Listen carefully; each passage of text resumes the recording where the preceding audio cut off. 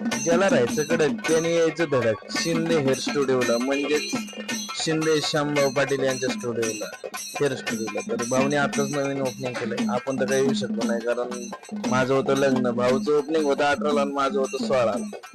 मालकाच्या स्टुडिओने पण विचार करे, त्यातलाच हा एक नमुना आहे, तो पण ऐकून जातो. बगलात गोचर वन साईड. हा ह्याच मालकांचा विचार होता जे तुम्ही स्टुडिओ बघताय. हे भाव तर कडक आहे आणि विचार पण कडक आहे, फक्त यांच्याकडे यायला आणि जायला फक्त टाइम पाहिजे.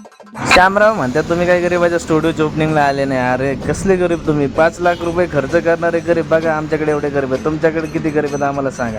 यांनी 5 ते 6 लाख रुपये खर्च करून आम्हाला म्हणतात आम्ही गरीब आहे, आणि दिवसाला कमावते ते 4,000 रुपये. मग गरीब कोणी तुम्हीच सांगा. हे आमचे भाऊ, यांना व्हायचं होतं कडक, कारण उद्या जायचं होतं धडक, कारण हे आहेत प्रोफेसर आणि उद्या होतं प्रोग्राम यांचं कॉलेजमध्ये.